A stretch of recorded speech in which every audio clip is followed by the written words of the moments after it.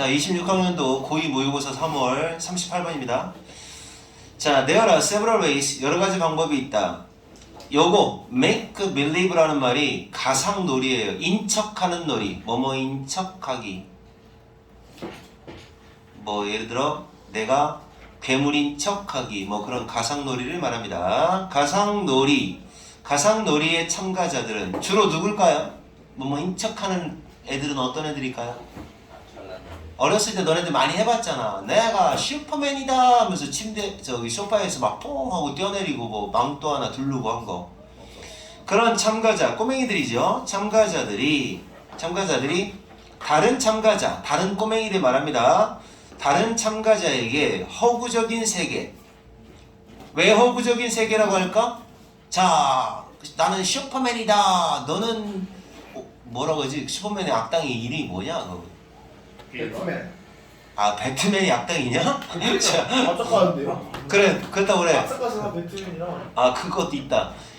너는 배트맨이다 하고서 한번 붙자. 허구적인 세계에 대한 그거에 대한 말을 전달할 수 있는 방법이 몇 가지가 있다는 얘기야. 그러니까 그 상황에 대해서 상대방이 뜬금없이 같이 띵동 하고서, 아니야, 띵동이 아니라 초인종도 안 누르고 이제 집에 딱 들어갔는데, 엄마!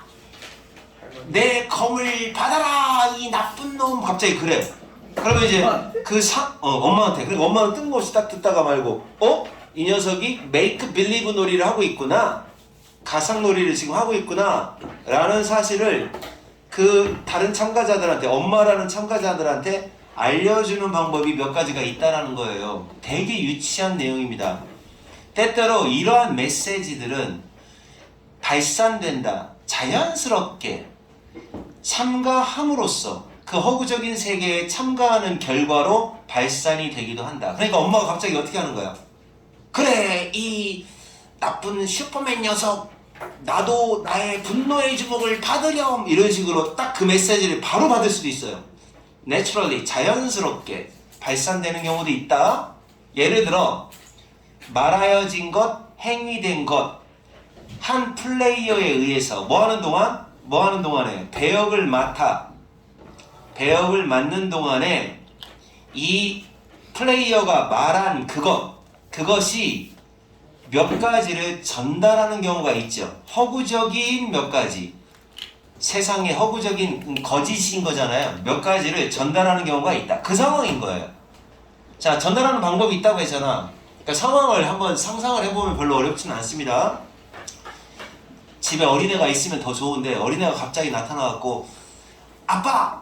뚜뚜뚜뚜뚜뚜뚜뚜 내 그 분노의 총알을 받아! 막 갑자기 그래. 그러면 얘는 지금 무슨 상황에 들어가 있냐면 make believe, 가상놀이 상황에 들어가 있고, 아빠는 갑자기 그 상황에서 이야 막 이런 식으로 했어, 아빠가. 그러면 아빠는 그 꼬맹이가 전달하고 있는 그 이미지를 하고 있는 행위에 의해서 알게 된다는 거잖아. 자연스럽게 알게 되는 경우, 그런 경우가 있다라는 거지. 역할을 맡고 있는 동안에 그 한 꼬맹이가 했던 그 짓이 전달하는 거죠. 허구적인 무언가를 전달하고 있다. 그런 상황으로 이해를 할 수도 있고. 다음 두 번째, 또 이제 안 그러면 어떻게, 예를 듭니다. 예를 들어서 어린아이가 피터팬인 것처럼 하고 있는 어린아이예요. 요건 이제 making believe, 앞에 나와 있는 말대로 뭐뭐인 척한다라는 요 말로 바꿔도 괜찮아요. 그래서 피터팬 놀이를 하고 있는 꼬맹이가 뭐를 하느냐, 하하하하 guess 하는 거예요. 헐떡거리면서 draw a plastic knife, 플라스틱으로 된 검을 쫙 뽑을 수가 있어요. 예를 들어, 그러면 얘는 지금 허구적인 가상놀이에 지금 빠져 있는 상태입니다. 이것이, 이 앞에 이렇게 한 행동이 바로 전달하기에 충분할지도 몰라요. 뭐를 전달하느냐? 피터팬의 적, 가령 후쿠선장과 같은 피터팬의 적 한 명이 허구적으로 다가오고 있다. 검을 뽑는다고 했으니까 확 이런 소리를 내면서 그걸 전달하고 있는 거죠. 대놓고 그 상황이 바로 그냥 허구적 상황이라는 걸 전달할 수가 있기에 충분할 겁니다. 이런 in 캐릭터 배역 안에서의 이런 행동이 불충분할 때가 있어요. 그렇지만 불충분하면 어떻게 할까요? 자, 그러면 이제 막 헉헉대면서 야, 내 건물 받아라 뭐 그랬어요. 그러면 이 상황이 충분히 상대방한테 전달이 될 수도 있죠. 근데 전달이 안 돼요. 갑자기 딱 들어오자마자 뭐야 이 새끼 이럴 수가 있잖아요. 그런 상황이 있을 수 있죠. 그럼 이제 얘가 얘를 어떻게 전달하느냐 이거지. 지금 우리는 허구적인 상황, 가상놀이를 하고 있어 라고 하는 걸 전달할 수 있는 방법이 뭐냐는 거지. 어떻게 하면 되느냐. 그러나 이렇게 불충분할 때는 어떻게 하느냐. 필요한 양의 공통된 이해, 그러니까 허구적인 거, 그러니까 가상놀이의 세상에 있는 허구적인 것에 대해서 그러니까 얘기를 해주는 거죠. 그것에 대해서 공통된 이해, 필요한 양만큼의 공통된 이해를 어떻게 하면 된다? 유지하기에 불충분할 수가 있다? 아, 이제 방법은 아직 안 나왔네요. 유지하기에는 불충분할 수가 있어요. 가상세계의 공통된 이해가 부족하다라는 말은, 그걸 유지하기가 불충분하다는 말은 그 상대방이 아직 이해를 못하고 있다는 거죠. 지금 무슨 상황인지를 이해를 못할 수가 있다? 그럴 때는 어떻게 한다? 자, 이럴 때에는 참가자가 어떻게 하면 되는 거야? 적어도 부분적으로는 배역에서 벗어나는 거야. 벗어나. 아니, 아빠! 이런 식으로 벗어나는 거야. 현실로 벗어나 버리는 거야. 배역으로부터 벗어나. 그래서 어떻게 하느냐? 다른 참가자들한테 그들이 필요로 하는 정보를 알려주는 거야.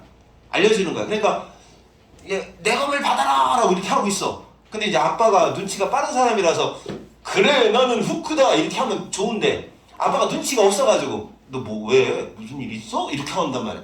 그러면 지금 상황을 이해를 못하는 거잖아. 그럼 이제 얘가 이렇게 하는 거지. 아웃 오브 캐릭터예요. 캐릭터에서 벗어나요.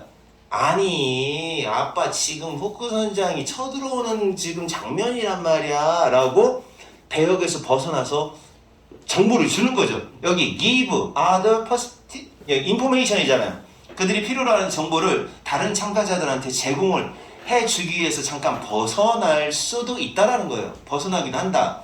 그러니까 되게 유치한 내용이에요 이게 지금. 근데 뭐 무슨 뭐 이걸 갖다가 현실적으로 생각을 안 하고 막연하게 생각하면 무슨 말인지 하나도 몰라요 이거. 자, 그런데 예를 들어 이렇게 하면 된다는 거죠. 예를 들어 뭐 하는 게 중요할 것이다? 일단 혼란을 피하는 게 중요할 거다. 가주어 진주어. 누가 어떤 캐릭터를 하고 있는지, 누가 어떤 캐릭터를 하고 있는지에 대해서 혼란을 피하는 것이 중요할 것이다. 아니 아빠가 캡틴 후크야. 그리고 내가 피터팬이야. 이런 식으로 그 혼란을 피하기 위해서 말을 해주는 게 또 중요할 거다. 이렇게 되는 겁니다. 그래서 이 독해는 어렵게 생각하면 되게 어렵고 상황 하나만 이해를 하시면 돼요. 그냥 간단합니다. 처음부터 끝까지 어떤 얘기로 진행이 되느냐면 그냥 뭐 가상놀이 하는 거 있잖아. 애들 너네들 많이 해보지 않았냐 어렸을 때? 나는 많이 했는데. 나는 이게 그 보자기 같은 거 어렸을 때는 우리 때는 슈퍼맨이 유행이었거든. 그래서 보자기 이렇게 메고 보자기 메가지고 막 지붕 같은 데 위에서 나는 슈퍼맨이다 하면서 지붕 위에서 이렇게 팍 뛰어내렸어. 지붕 위에서. 안 뒤져요. 아, 막 낮은 그런 데지. 높은 데서는 뒤지지.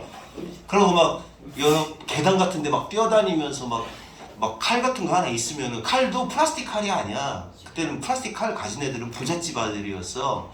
우리 때는 종이 칼도 아니고 우리 때는 나무로 진짜 깎아서 만든 칼이 있었어. 대패질 해가지고 목검식으로 해가지고 막 칼이다. 아니면 꼬쟁이 있으면 그냥 여기다 차는 거야. 허리에다가 무조건. 그래갖고 그런 놀이를 한다고.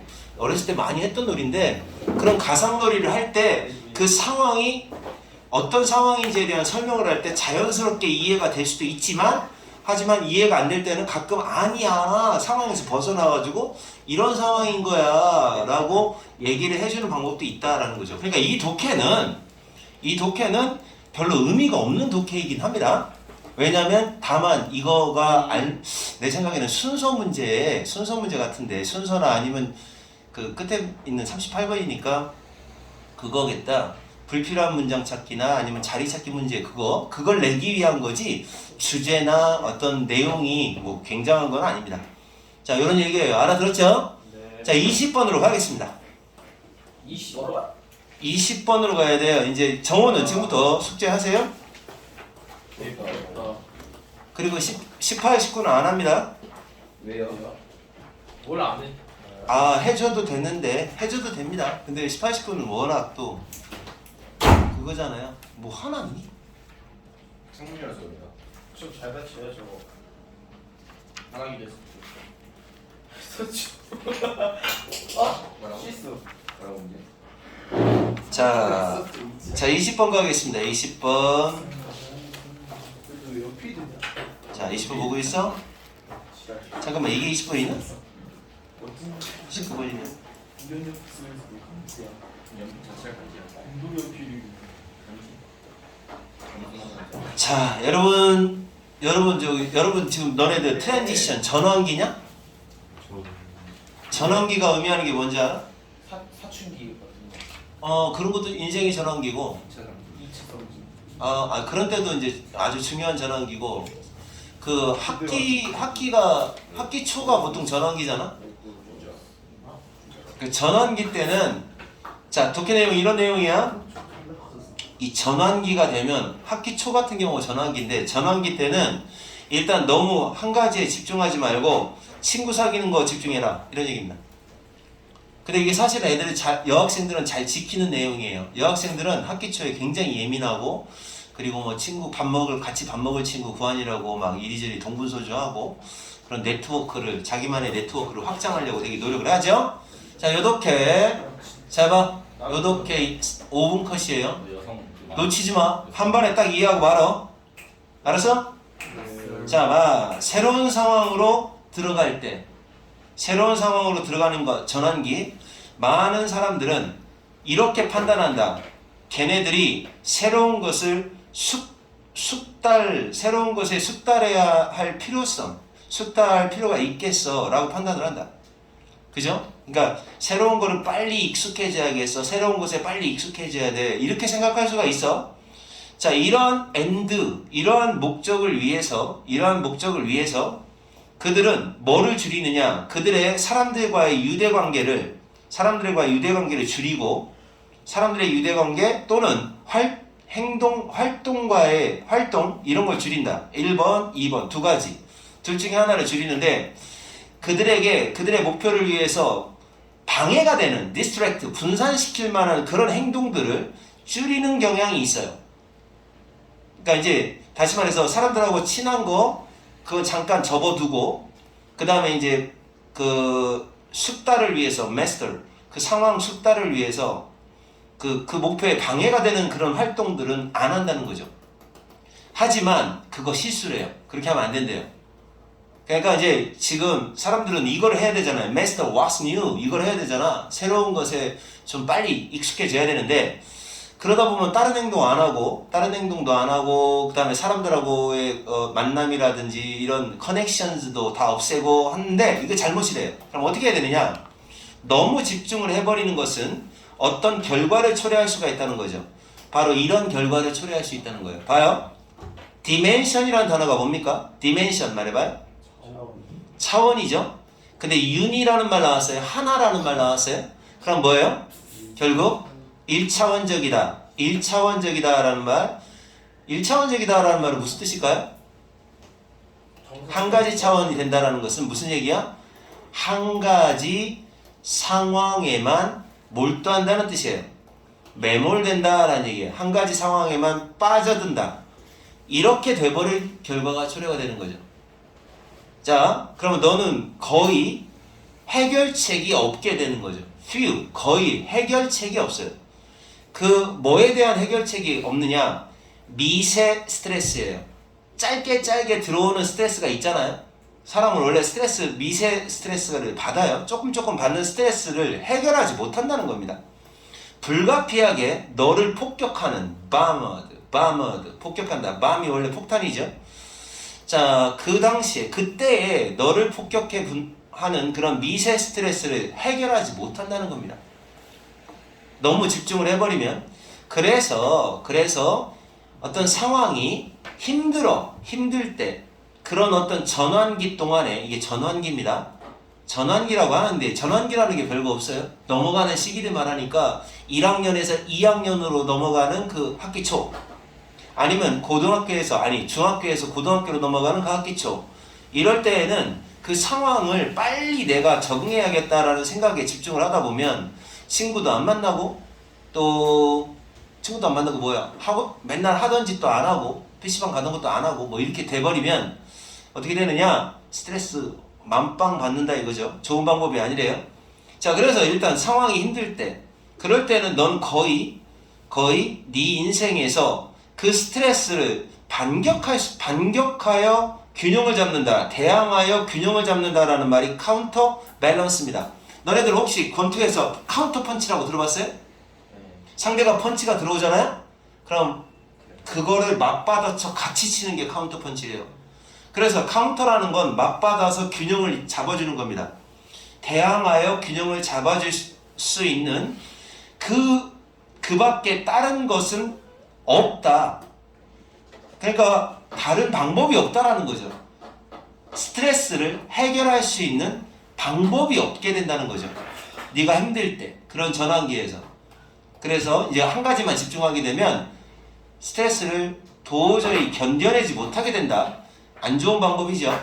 그래서 레이저 포커스드, 레이저처럼 한 개만 집중하는 겁니다. 한 개만 집중한다. 한 개만 집중하는 상태를 유지하지 말고 이러한 전환기를 뭐라고 이용해라?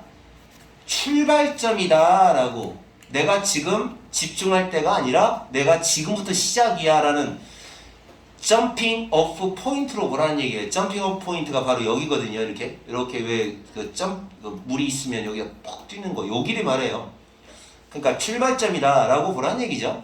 새로운 네트워크를 형성하기 위한, 그러니까 새로운 친구를 사귀는 겁니다. 네트워크를 형성한다는 얘기는 너가 하고 싶은 일을 만들어내기 위해서, 형성하기 위해서 새로운 네트워크를 구축하는, 만들어내는 그런 출발점이라고 생각을 해라. 이용해라. 그리고 너가 같이 그것을 하고 싶은 잠깐만, 사람 어디 있어? 사람 나와야 되는데 네가 같이 하고 싶은 사람 하나 나와야 되는데 없어요. 지금 선행사를 찾아주세요. 그러니까 여기 그냥 의문사로 봐야 될 것 같은데 누구랑 같이 하고 싶은지 여기 선행사 생략한 걸 집어넣어야겠다. The person, the people 이거 집어넣으셔야 돼요. 그래서 같이 하고 싶은 사람들 그리고 네가 하고 싶은 그 일 이걸 갖다 형성하기 위해서 새로운 네트워크를 만들어내는 출발점으로 봐야 하는 것이다. 됐죠? 굉장히 쉽죠? 그러니까 뭐 하라는 거야? 니네 전환기라고 하는 말이 그러니까 이 트랜지션은 여러 가지 의미가 있습니다. 인생의 뭐 중년에서 노년으로 넘어가는 전환기, 그 다음에 그 청소년기에서 청년기로 넘어가는 전환기, 이런 전환기 때는 뭐를 해라? 뭐 그 일에만 너무 집중하지 마시고 뭐를 해라? 네트워크 확장에 신경 써라. 친구 많이 사귀어라. 이런 얘기입니다. 알아들었습니까? 네. 22번으로 가겠습니다. 21번은요? 21번 했잖아. 아니냐? 네. 했어요. 21번 했어. 그 정호 시험범위라서 했어. 22번 하면 돼. 자, 22번. 요거는 그냥 애기 문제라고 하면 됩니다. 지금 정훈의 학교가 어려운 것만 쏙쏙 뽑았어요.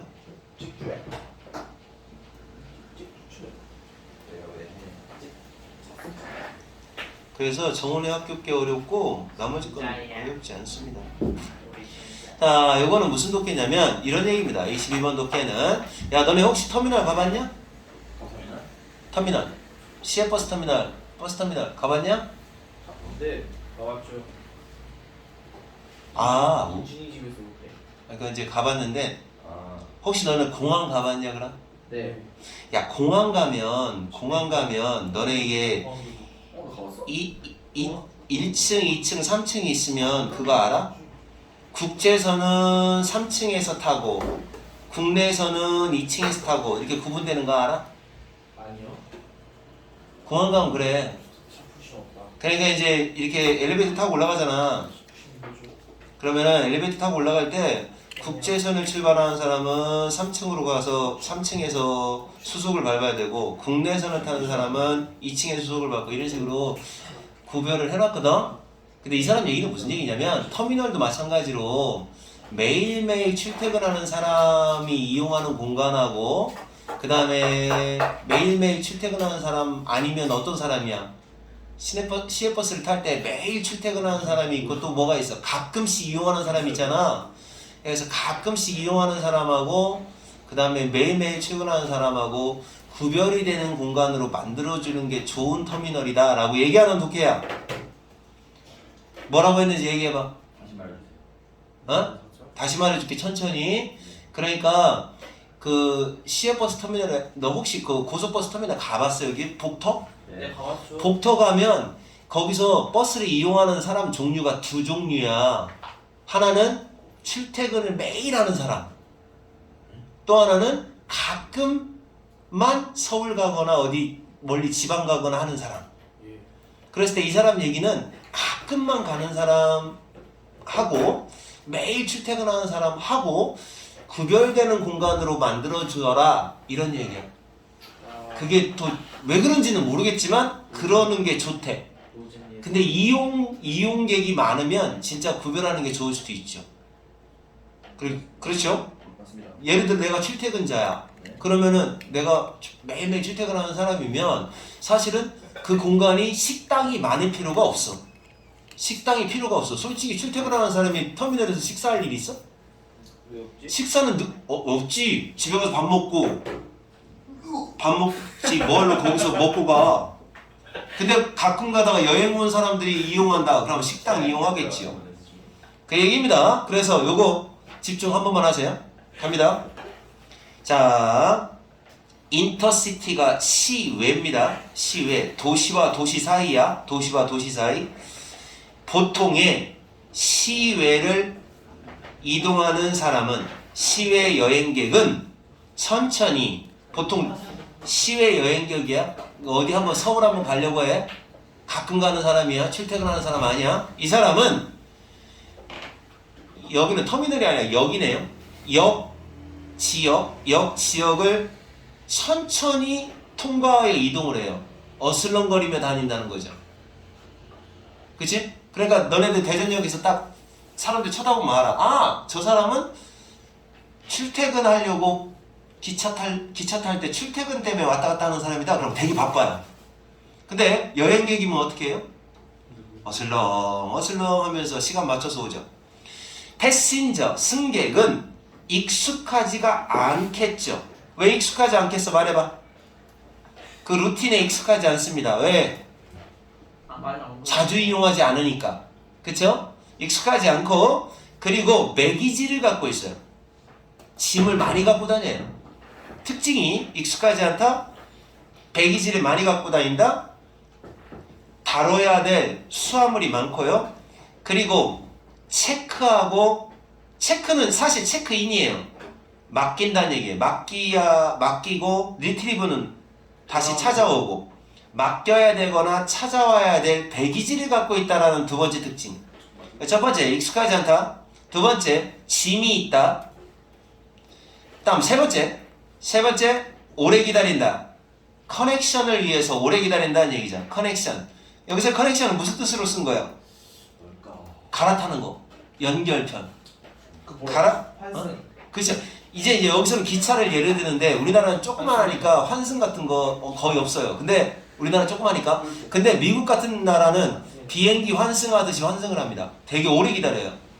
그러니까 내가 유럽을 한번 가려고 한다. 예를 들어 모스크바에서 갈아탄다라고 하면 모스크바에서 한 7시간쯤 기다리고 나서 유럽 가는 비행기를 타게 돼요. 모스크바 어디? 러시아. 그래서 이런 식으로 커넥션을 오래 기다리고 그다음에 딜레이드. 지연된 기차가 우리나라는 제 시간에 오지만 다른 나라는 제 시간에 안 오거든요. 그래서 기차가 만약 늦어지면 또 그걸 오래 기다린다. 그리고 마지막으로 엔드 이렇게 특징이 이제 세 번째 특징. 그리고 마지막으로 네 번째. 얘네들은 뭘 잘 모르니까 정보가 필요합니다. 정보가 필요할 수도 있고 음식이 필요할 수도 있고 편안한 앉을 장소가 필요할 수도 있어요. 자, 앉을 장소도 필요할 수도 있고. 그래서 이 패신저인데 자주 이용하지 않는 패신저의 특징이 쭉 네 가지가 언급이 됩니다. 그럴 것 같죠? 여러분 생각해도 짐도 많고 그 다음에 좀 뭔가 잘 모르고 쉴 장소도 필요하고. 자, 이번에는 반대로. 자, 반면 출퇴근하는 애들은 통근자들은 익숙합니다. 왜 익숙할까요? 매일 타니까 그 경로에 대해서 익숙합니다. 역을 통과하여 그 경로에 아주 익숙합니다. 1번 첫 번째 특징. 2번 러기지가 거의 없어요. 러기지하고 매기지하고 똑같은 말이야. 짐이 거의 없거나 아예 없어요. 야 솔직히 회사 출근하는데 이 캐리어 끌고 다니면서 회사 출근하는 사람이 있겠냐? 그냥 간단하게 왔다 갔다 하지. 그리고 세 번째 서둘러요. 보통은 in a hurry 서두릅니다. 이런 특징이 있어요. 알겠어요? 납득이 갑니까? 이런 식으로 하는 게 당연하죠. 너네들이 이제 이런 경험이 없어서 모를 수도 있는데 출퇴근하는 사람은 그냥 바삐 걸음 자체가 달라요. 그러니까 도시에서도 마찬가지야. 버스 타러 간다. 어떤 사람은 막 서둘러서 간다. 그럼 그 사람은 이 사람은 그냥 매일매일 버스를 이용하는 사람이구나. 근데 막 세워라 내워라 하면서 탱자 천천히 휴대폰 보면서 간다? 그럼 이 사람은 뭐 자주 이용하는 사람은 아니라는 거죠. 자, 그 통근자들은 직접적인 접근. 자, 지역 거리나 교통편, 지역 그 현지의 거리나 교통편까지 가는 직접적인 길을 원한다. 아니면 거기로부터 나와서 까지 가는 거고 이제 왔다 갔다 하는 거죠. 그래서 그 거리로 들어가고 나오고 하는 걸 갖다가 직접적인 액세스를 원한다는 얘기는 아주 짧은 거리를 원한다는 거죠. 빨리 거리로 나갈 수 있는 그런 통로를 원한다는 거죠. 왜냐? 얘네들 바쁘니까. 이런 두 가지 종류의 트래픽이, 자 여기서 트래픽이 의미하는 건 통행이라고 번역을 하셔야 돼요. 교통이라고 하지 마세요. 알았어요? 차가 왔다 갔다 하는 거가 아니라 사람이 왔다 갔다 하는 거니까 통행이라고 하셔야 돼요. 이런 두 가지 종류의 통행은 그러면 분리되어야 하는 겁니다. 주제문이죠. 여기가 이 사람이 말하고 싶은 게 뭐냐? 주제문이죠. 뭡니까? 통근자와 그냥 가끔씩 이용하는 여행객과 이거에 대한 통행 방식이 달라져야 된다는 얘기죠. 충돌을 피하기 위해서. 왜 충돌을 피해야 될까? 생각해봐. 출퇴근자는 굉장히 급하고 빨리빨리 걸어야 되는데 여행하겠다는 놈들이 짐 들고서 어정어정 되면 출퇴근자 입장에서는 얼마나 짜증나겠어. 막 부딪히고. 그죠? 그래서 충돌을 피하기 위해서, 혼란을 피하기 위해서는 separate가 유지되어야 한다. 분리시켜야 한다. 이 사람의 주장입니다. 자, 몇몇 큰 역, 예를 들어 그랜드 센트럴 터미널 인 뉴욕시티. 뉴욕이잖아요? 뉴욕의 그랜드 센트럴 터미널과 같은 큰 역에서는, 이거 아니네. 큰 역에서는 출퇴근자와 인터시티의 트레인이 출퇴근용 기차와 그 다음에 시외 그 여행객을 위한 그런 기차가 다른 층에서 도착하고 떠나고 한다 이거죠. 공항처럼요. 공항이 이렇게 하거든요. 근데 우리나라는 안 그래요. 우리나라는 무조건 서울역 간다. 그럼 무조건 같은 층에서 타고 내려요.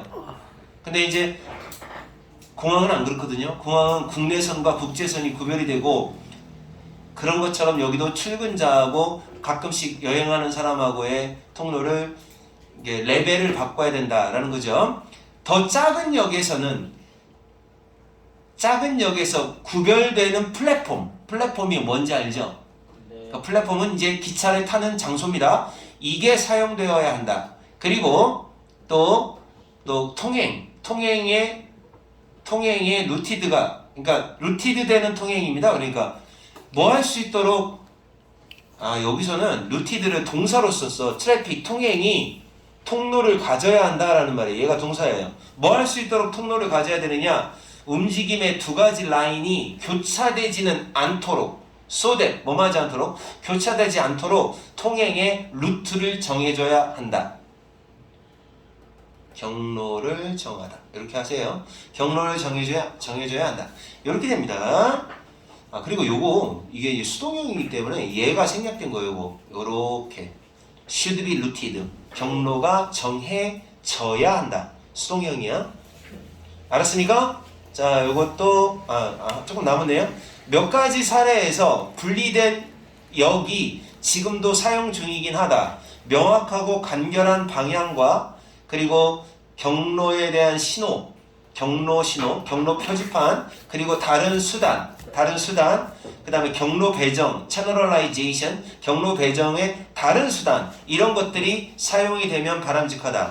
이런 것들을 다 사용해야 한다. 간단하게. 그러니까 이 글은 누가 쓴 것 같아?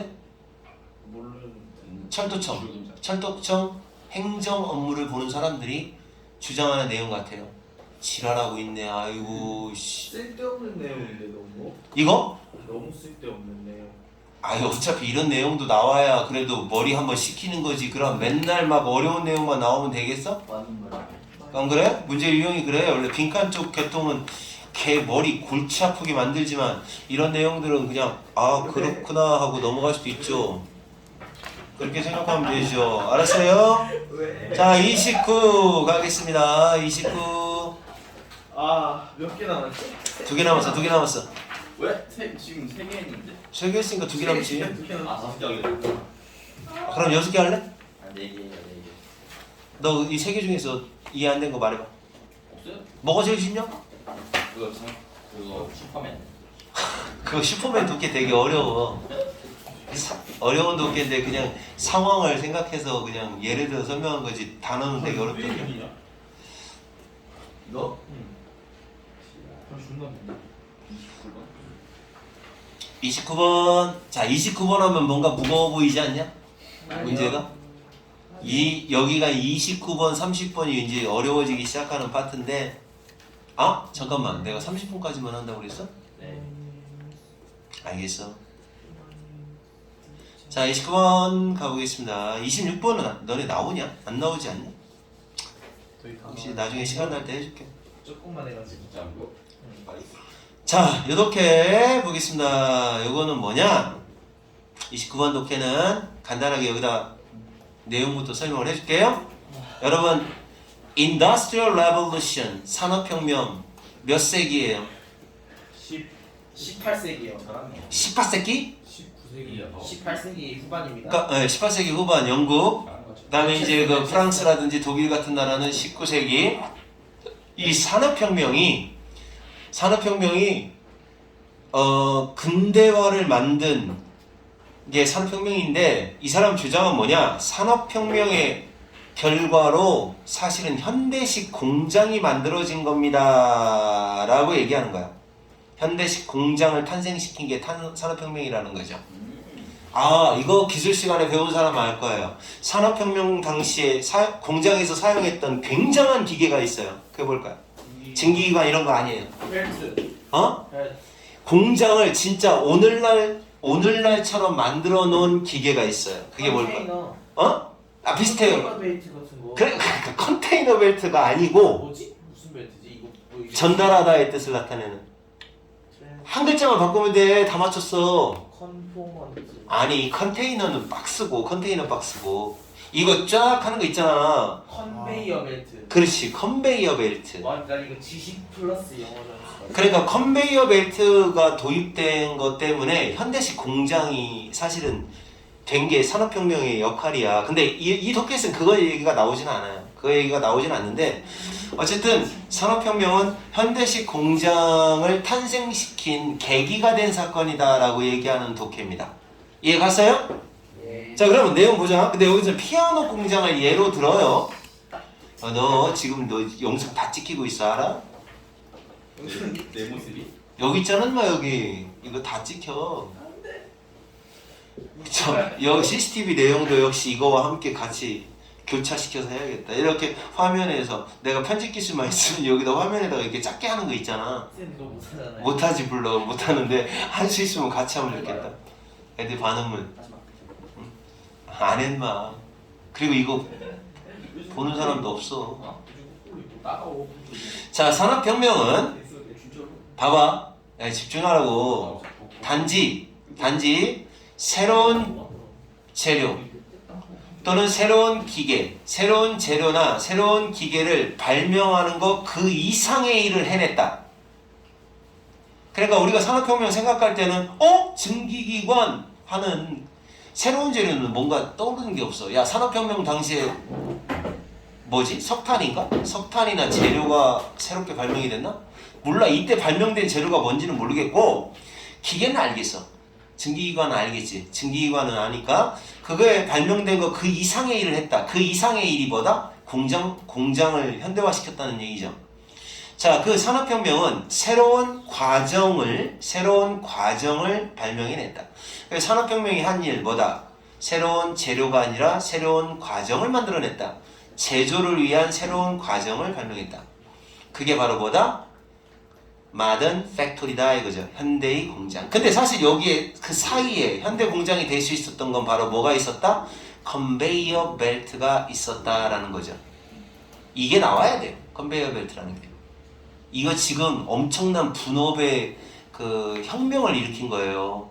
옛날에는 어떻게 했어? 자동차 만들려면 사람들이 자동차 하나 만들기 위해서 막 자동차가 있으면 여러 명이 다 달라붙어서 했잖아. 근데 이제는 컨베이어 벨트가 있으니까 어떡하는 거야? 이거 타이어에 너트만 조립하는 사람이 있으면 차가 알아서 오고 너트 이것만 하는 거야 계속. 그래서 찰리 채플린이라는 모던 타임스라는 영화에서 보면 찰리 채플린 알지? 그 왜 코스염 입고 이렇게 이거 쓰고 그 영국의 그 이렇게 걷는 사람 있잖아. 몰라? 알아요. 아 찰리 채플린 들어봤지? 근데 찰리 채플린이 이제 공장에서 컨베이어 벨트 앞에서 이걸 하거든. 그러니까 여기 오면은 이렇게 조립하는 거야. 이것만 하는 거야. 그래서 맨날 이것만 하다 보니까 집에 갈 때도 이렇게 하고 가. 그 영화에서 코미디언이.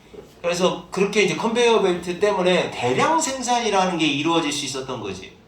그러니까 이렇게 이어지는 거야. 새로운 과정이란 뭐다? 컨베이어 벨트를 이용한다. 그래서 현대적 공장이 되었다. 그래서 대량 생산이 이어졌다. 이게 이제 배경 지식이죠. 배운데 영국 배우. 그러니까 이 사람이 주장하고 있는 건 뉴 프로세스, 제조를 위한 뉴 프로세스가 산업혁명이 만들어낸 거라는 거죠. 자, 1850년 이전에는, 그러니까 이 1850년이라는 숫자를 쓴 걸 보면 이거는 미국 기준인 거예요. 이거는 영국 게 아니에요. 영국은 1700년대 후반, 그러니까 18세기 후반이 돼요. 그러니까 얘네들은 19세기잖아.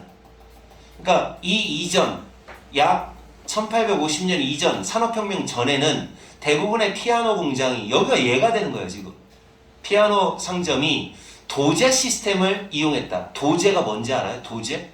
아니요, 몰라요.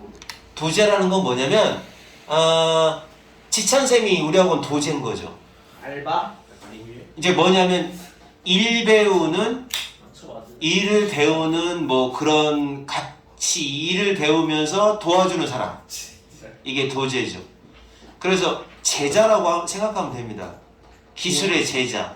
도와주는 제자? 도제? 그 도자가 그 도자인지는 모르겠는데 그렇게 이해도 돼. 도와주는 제자, 일 배우는 제자라는 거죠. 그래서 도제 시스템, 어프렌티스 시스템을 이용을 했대요. 피아노에서. 그러니까 피아노에 장인이 있을 거 아니야.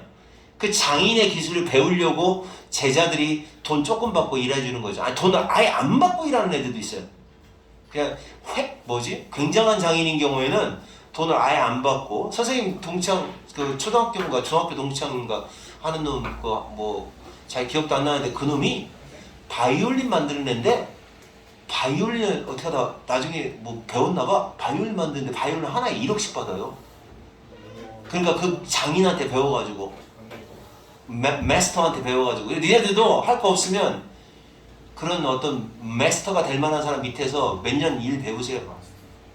그러면 뭐 그래서 걔 뭐 바이올린이나 뭐 이런 악기 같은 거 많은데 바이올린 하나에 1억씩 받고 막 그래요. 떼돈 벌었어요.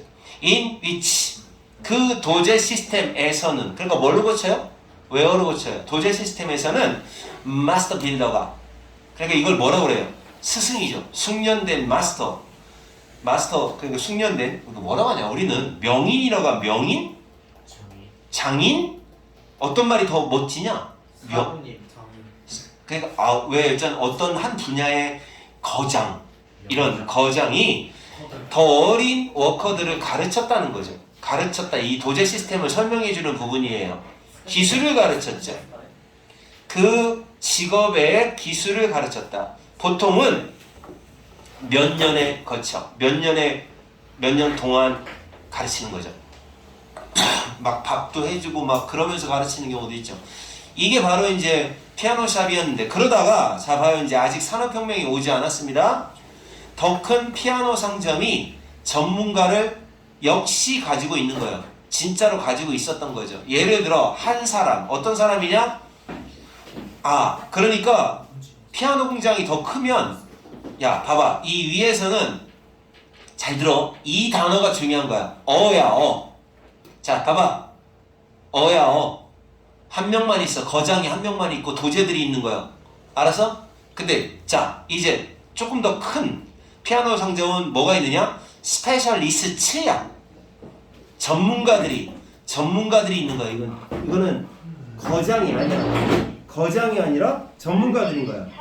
예를 들어 바로 사운드보드 쪽에만 전문적으로 스페셜라이즈 된 사람 한 명, 그 다음에 또 한 명은 뭐야? 해머 쪽으로만, 해머만 만드는 사람 한 명. 해머가 피아노에서 어떤 거야? 해머? 해머.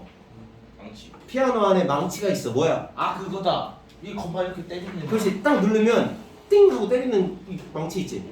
그것만 만드는 애가 있고, and so on 등등등 이런 식이야. 그러니까 자 이제 조금 더 크면 스페셜리스트들이 분야별로 있는 거야. 분야별로. 알아들었어? 하지만 심지어 잘 봐. 심지어 제일 크잖아. 이번에는 가장 커. 가장 큰 경우 피아노 그 메이커, 그 당시에 가장 큰 피아노 회사 있지. 메이커가 뭐야? 겨우 no more than, 겨우 only하고 똑같아. 5에서 10개 정도의 피아노를 1년 매년, 그러니까 1년마다 워커 한 명당 10대씩밖에, 겨우 5에서 10대씩밖에 생산을 못했던 거야. 제일 커봤자. 자, 그러니까 옛날 방식 두 가지가 얘기가 나왔잖아. 자, 적당히 크다. 그럼 마스터가 한 명 있어. 장인이 한 명 있고 그 밑에 도제가 있는 시스템들이야. 근데 조금 더 커. 조금 더 크면 어떻게 돼? 각 분야별로 스페셜리스트가 있는 시스템이야. 여기까지가 스페셜리스트가 있는 시스템까지가 자 이런 시스템이었어 옛날에는. 하지만 얘네들은 제일 커봤자 겨우 몇 대를 생산한다는 얘기야? 10대밖에 생산을 못하는 거야 한 명당. 그럼 얼마씩 받아야 돼? 한 대를 얼마나 받아야 돼? 1년에 한 명당 최대 10대를 만든다. 그러면 한 대 1,000만 원은 넘어가야 될 거 아니야. 재료비 빼면 월급 주려면 100인데. 1,000만 원. 어디가 100이야? 1,000이야. 그래서 왜냐하면 피아노는 여전히 본질적으로 여전히 한 대 한 번에 하나씩만 one at a time, 한 번에 한 대씩밖에 만들어지지 않으니까. 자, 그럼 잘 들어야 돼. 너네가 이걸 가볍게 여기지 말고 여기까지의 내용은 전부 다 뭐냐? 산업혁명 이전에는 뭐를 했다는 거야? 산업혁명 이전에는 뭐를 했다는 거야? 노가다. 생산 방식이 콜라보레이션이라는 거야. 콜라보레이션인 거야. 협업 방식인 거야.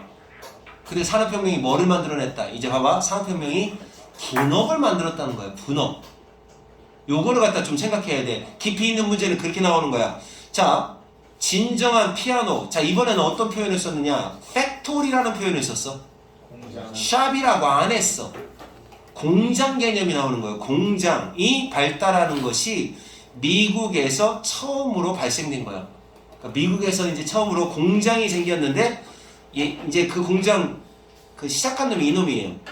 이름이 웃기죠? 존나스예요. 존나스 치커링. 어쨌든 보스턴에 있는 이 사람, 이게 피아노 유명한 상표일 것지도 몰라요. 그 다음에 나중에는 이제 이게 첫 번째고, 이게 나중에는 스타인웨이라고 하는 가문, 뉴욕시의 스타인웨이라는 가문이 또 이 피아노 큰 공장을 이끌었다고 하는데, 얘네들은 어떤 차이가 있느냐? 이 공장들은 잘 봐. 이 공장들은 자 효율성과 품질 양쪽 면에서 임프루먼트가 초래됐다는 거야. 임프루먼트, 큰 개선이 있었다는 거야. 알아들었어? 예를 들어 어떻게 개선이 됐느냐? 지금 여기서는 얘기가 나오지 않아요. 분업이라는 방식을 썼다는 얘기는 안 나오는데 그냥 알고는 있으세요? 자, 팩토리 중에 하나가, 그 당시에 공장 중에 하나가 뭐를 가졌느냐? 그 나름대로의 아이언을 캐스팅하는 그런 시설을 갖추고 있었다는 얘기예요. 아이언, 철을 주조하는, 이게 주조가 뭔지 알죠? 야, 너는 주조가 뭐냐? 단조가 있고 주조가 있어. 주조는 붕어빵처럼 틀에다가 쇳물을 붓고 그걸 뽑아내는 방식을 주조라고 하는 거야. 반주를 이렇게 땅땅땅땅 때려가지고 이렇게 해가지고 모양 만드는 거고. 그래서 어쨌든 이게 그 설을 성형화하는 하나의 방법입니다. 주조 시설을 갖추고 있었다. 그 주조 시설에는 바로 설판을 만들었다. 설판, 철로 된 판을 만들었다. 이것이 가능한 한 최고의 형태로 여겨졌다. 이게 최고였다는 거죠. 그러니까 지금 구체적인 건 안 나왔지만 규모 확장이에요. 규모가 확장됐다라는 내용을 나오는 겁니다. 그래서 여기가 여기 산업혁명을 이야기를 하고 있는데 그 예가 되는 게 어디서부터가 산업혁명이냐면 어디서부터냐면 여기서 이 6번 문장부터가 사실은 산업혁명이 바꾼 모습이 되는 겁니다. 아시겠습니까? 네. 자, 안 어렵지 이것도? 어려울 게 하나도 없습니다. 하나 더 이거는 남았다. 하나 더 한다고요? 그럼 더하지 진짜 아 5개 목표했으면 5개를 해. 내가 5개를 목표한 이유가 뭔지 알아? 어? 45분. 1분이 지났다고? 너 지금 45분인데 무슨 소리 하는 거야? 아 남았네. 40분 안에 끝내기로 한 거였어요. 이 새끼야! 야, 40분인데. 내가 너 그럴 줄 알았어 너. 5. 으이씨. 아 자식들이. 몰라. 야 태훈아 몇 분 하기로 했어? 5. 몇 분 하기로 했어? 네? 몇 분 하기로 해? 얼마 넘어가면 내가 그런다고 그랬어? 아이 자식 저 새끼도 저거 솔직하지 못한 놈이네. 내가 기사를 좋아해서 열심히 하고 있지. 이제 마무리. 집중해마 이제. 나 집중이 안 돼요 이게. 자 조금만 참아. 고문고등학교는 조금 힘들 거라는 예상을 한다. 슈퍼맨 하나 하고 공장 지구도 하고. 어린이 슈퍼맨. 아 오늘 거는 어려운 거 없어. 이게 오늘 거 중에 제일 어려워. 간단하게 설명할게. 너네 박사학위 뭐였지? 뭐몇 강? 박사학위 전이 뭐냐? 석사. 전마 전. 아 그거. 아 전이니까 석사 맞아. 맞는데? 석사 전이 뭐냐? 섹스. 어? 석사 전이야? 선생님. 학사 대학교 졸업하면 학사야. 아. 자 그럼 이걸 영어로 한번 해봐. 배출러스 디그리. 이거는 마스터. 석사는 영어로 마스터. 박사는 영어로 닥터야. 이 용어를 알아야 되는 이유가 뭐냐면 지금 여기는 박사학위 얘기하는 거예요. 이 박사학위가 뭐가 문제점이 있냐면 박사학위의 논문 기반의 과정은 박사들은 한쪽으로만 깊게 학문을 판다. 알았어? 학문을 어떻게 판다? 한쪽으로만 깊게 파는데 이 사람 얘기는 박사들이니까 한쪽 분야에만 전문가가 될 게 아니라 골고루 다른 분야까지 많이 알아야 되는데 그걸 못하고 있다라는 단점을 지적하고 있는 거야. 네. 너 진명이 내가 지금 금방 설명한 거 이 말 이해됐어? 박사가 하나만 알아서 문제란 말. 그치 됐어. 자 그럼 됐어. 내용 간다. 천천히 할게. 시작. 다 같이 봐. 이게 뭐야? 테스티스. 단어 좀 알려줘 그냥. 네? 논문이야. 논문이 뭔지 알지? 논문을 기반으로 하는 박사 프로그램이 있나봐. 나는 박사 학위를 받아본 적이 없기 때문에 논문을 기반으로 하는 박사 프로그램이 있고 또 다른 박사 프로그램이 있나 보지?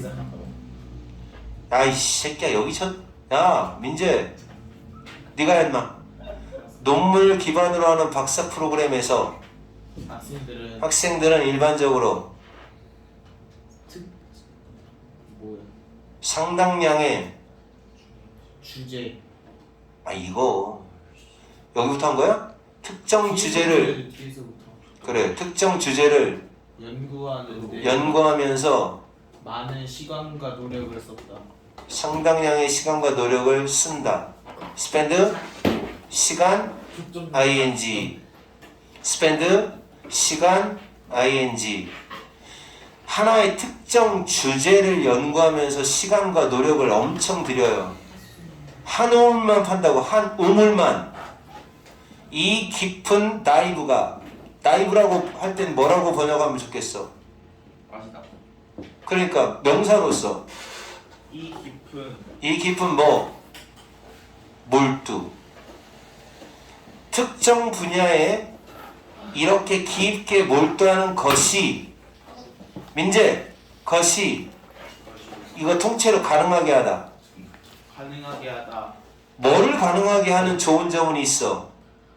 탐구랑 탐구라든지 이해. 이해를 가능하게 한다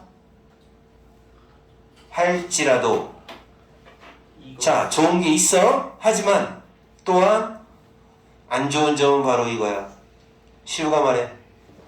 안 좋은 점은 뭐래? Narrowing the focus. 응? 초점을 내로잉 한다는 단점이 있어. 내로잉. 좁아. 좁힌다는 단점이 있는 거지. 그러니까 뭐야? 가늘고 깊게 한다는 단점이 있지. 그러니까 이 사람 주장은 뭐야? 넓게. 학생들이 뭐함에 따라 계속 가봐. 학생들이 뭐야? 그들 연구에 observed함에 따라 observed가 뭐야? 몰두함에 따라 그들은 보낼지도 몰라. 시간을 보내는데 시간을 더 적게 보낸다고. ing 하면서 관련 분야를 탐구하면서 시간을 더 적게 보낼 가능성이 있다는 거지. 그치? 그러니까 관련 분야를 탐구하느라고 더 적은 시간을 보낼 수도 있다. 그리고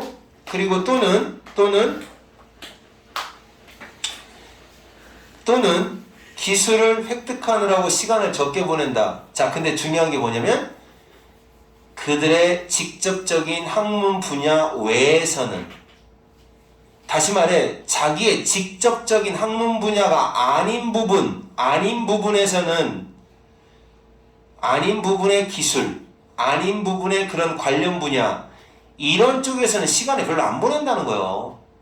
알아서? 그러니까 예를 들어 행동심리학이다. 행동심리학이라고 하는 이 특정 분야만 막 열심히 판다면 그거하고 좀 관련 있는, 예를 들어 정신심리학이라든지 아니면 뭐 분석심리학이라든지 이런 분야가 있으면 이것도 같이 골고루 파줘야 되는데, 얘만 주구장창 파고 얘는 좀 관련 분야가 되는 거, 이런 거는 탐구를 잘 안 하고, 그 다음에 어떤 그 이외의 기술들 이런 거를 획득하려고 시간을 안 보내고 이렇게 하는 문제점이 생긴다는 거죠. 알아들었어요? 한 가지만 몰두하니까 observed 학생들이 그 연구, 자기가 하는 한 가지 연구만 몰두하니까, 그러니까 이 사람 얘기는 뭐냐면, 이 사람 얘기가 하는 게 한 가지만 몰두하는 게 문제일까? 심리학이라는 큰 범위가 있으면 그거에만 몰두하면 괜찮은데, 그거 몰두하면 다 공부하는 거잖아. 근데 이 분야 중에 여러 가지가 있을 거 아니야. 예를 들어 의과대학교? 의과대학교에서는 수학과가 있고 뭐 무슨 여러 가지 과가 있을 거 아니야. 근데 수학과다 그러면 수학과만 집중한다는 거지. 다른 쪽에 뭐 정형외과나 내과나 외과나 또는 성형외과 이런 것, 피부과 이런 것도 다 같이 골고루 공부를 해야 되는데, 수학과다, 자기 분야가 수학과다, 박사학위니까 수학과에 대한 박사학위를 따기 위해서 거기만 집중한다는 거지. 그러니까 조금 관련 분야도 같이 해줘야 되는데 관련 분야를 안 한다는 거요. 결과적으로 컨스케틀리 어떻게 돼? 단 하나 쪽으로만 집중하는 거. 싱귤러. 단 하나에만 집중하는 것이, 그럼 어떻게 될까? 학문의, 아니 지식의 폭에 도움을 줘요? 안 줘요? 안 주겠죠. 리미트하겠죠. 한계를 가져다 줄 수 있겠죠. 리미트하겠죠. 그리고 또 개발된 기술, 프로그램 동안에 개발된 기술, 이거에 역시 한계를 주겠죠. 얘한테도 도움이 안 된다는 거예요. 지가 몰두했던 그 한 가지 기술 있잖아, 공부. 그거에 이 기술도 한계점을 준다는 얘기죠. 그리고 어쩌면 잠재적으로 어쩌면 방해가 되죠. 학생들의 무슨 능력에 방해가 될까요? 다양한 진로의 길이니까 그냥 진로라고 하면 돼. 진로에 적응하는 능력, 적응 능력에 방해가 되겠죠. 또는 학제 간의, 학문과 학문 사이라는 말이에요. 범교과적인이라고 번역해도 돼요. 학문과 학문 사이의 어려움, 학제 간의 어려움을 해결하는데도 역시 해결할 수 있는 능력도 방해가 될 수가 있어요. 알았어요? 학제 간의 이게 여러 학문 이렇게 해석하세요. 여러 학문 분야가 관련된 그런 어려운 문제가 있을 수 있잖아요. 그러니까 어떤 문제점이 생기면 솔직히 한 과목 한 주제 전문가만 해결할 수 있는 게 아니야. 여러 전문가가 모여서 머리를 나눠야 그게 해결책이 나올 때가 있어. 그러니까 범교과적인 어떤 범학문적인 그런 어떤 어려운 점이 생기는 거거든요. 근데 이제 얘는 그 한 분야에만 전문가가 되니까 어떻게 되겠어요? 한 분야에만 전문가가 되니까 아무것도 모르는 거죠. 근데 선생님 같은 경우는 약간 여기 나와 있는 인터디서플리너리예요. 솔직히 범교과적인 선생님이긴 해요. 왜냐면 내가 중학교 전과목을 가르치다 보니까 각종 배경 지식을 너무 많이 알아서 그게 적용이 돼서 영어 수업이 나가는 거거든. 근데 만약에 학교 영어 선생님들 같은 경우는 영어 선생님은 영어밖에 모르잖아. 그러니까 영어밖에 잘 모르니까 그게 조금 그 깊이가 좀 얕아요. 좀 이렇게 좀 그런 게 있습니다. 좀 깊이 있게 얘기를 안 하는 경우가 많아요. 몰라서 그런 경우도 많고. 몇몇 대학교, 유럽에 있는 대학교들은 인식했대요. 아, 이제 이 문제를 레커그나이즈 한 거예요. 깨우친 거예요. 아, 그 논문 기반의 박사 과정이 너무 한쪽에만 치우치는, 너무 다른 거 무시하고 한쪽에만 치우치고 있는 문제점이 있네? 라고 깨달은 거죠. 그 한계점을 깨달은 거죠. 전통적인 논문 기반의 박사 학위 프로그램의 그 문제점, 한계점을 깨닫고 이제는 뭐 하기 시작했다? 자, 임플먼트 시행하기 시작했어요. 좀 더 구조화된 방법, 좀 더 구조화된 다른 방법이 나와요. 구조화된 접근 방법을 이제는 시행하기 시작했습니다. 이런 구조화된 프로그램은 이거 좋은 거예요. 이제부터 이거는 종종 뭐하고 뭐를 결합시켜요. 자, 이제 좋아진 방법, 리서치랑 코스워크를 두 개를 결합시킵니다. 리서치는 뭐예요? 연구도 하면서 코스워크도 하는 거예요. 코스워크가 뭐야? 코스워크, 교과 공부, 이게 공부예요. 교과 과정, 트레이닝. 근데 이제 전이 가능한 기술의 훈련, 전이 가능한 기술의 교과 과정, 이걸 갖다가 연구랑 결합을 시키는 프로그램이 이제 새롭게 구조화된 프로그램인 거죠. 그러니까 한 가지 분야, 아까 이제 의과대학교로 얘기를 했는데 소아과 소속이다 라고 하면 이거하고 관련된 다른 내과 뭐 이런 것까지도 같이 훈련할 수 있는 프로그램을 그 박사과정에 넣었다는 얘기예요. 자, 마무리. 여기가 마지막이야. 교과 과정을 1번, 세미나를 2번, 워크샵을 3번. 워크샵 우리나라 말로 하면 뭐야? 워크샵 우리나라 말로 하면 워크숍. 아니 그러니까 우리나라 말로 한번 생각해봐. 어떤 뜻인지는 알아. 엄마 워크숍 갔다 올게 그런 거 있잖아. 워크숍이 뭐 하는 거야? 그러니까 선생님도 워크숍을 안 가봐가지고 모르겠는데 워크숍이라는 게 그거잖아. 가서 뭐 일에 대한 그 새로운 기술을 배운다거나 아니면 뭐 근데 사실 술만 먹기는 한다고 들었는데 어쨌든 그런 거 이런 거. 그 다음에 인턴십은 뭔지 알지? 인턴십. 이런 4가지 과정을 커리큘럼 안에다가 통합시킨다는 얘기는 무슨 얘기야? 프로그램을 넣는다는 얘기지. 그렇게 넣어줌으로써 이 프로그램은, 자, 구조화된 이 프로그램은 학생들한테 뭐를 제공하는 목표를 삼고 있다. 뭐를 제공하느냐? 더 폭넓은 기술의 세트, 폭넓은 기술을 제공해주고, 그 다음에 보다 잘 그들이 뭐를 준비할 수 있게끔 도와준다. 자, 뭐를 준비하느냐? various. 이게 various예요. 다양한 어떤 진로. 아카데미아를 넘어. 아카데미아라고 하는 말은 우리나라 말로 하면 뭐예요? 아카데미아는 꽃. 아니 뭐 아카데미아의 꽃이야. 아카시아로 한 거. 자, 아카데미아를 넘어간다는 거야. 아카데미아가 학술계 이런 뜻이에요. 학술계를 넘어 다양한 진로를 대비할 수 있도록 그렇게 새로운 프로그램이 마련해 놓고 있다. 자, 그래서 결국은 독해 내용은 간단하게 말하면 이런 느낌입니다. 이렇게가 아니라 이렇게 파자라는 거예요. 넓게, 넓게. 얇게. 넓게, 얇게. 아니 좀 깊게를 갖다가 하지 말자는 얘기는 없었어. 아니 깊게보다도 좀 다른 분야까지 좀 아는 한 가지 분야만 아는 멍충이가 되지 말고 그냥 폭넓게 그냥 교과적으로 조금 다른 분야까지 관련 분야까지 좀 알게끔 훈련을 시키자라고 얘기하는 겁니다. 그럼 여기까지 하겠습니다. 저쪽으로 가겠습니다. 난 3번이 끊어. 3번이요?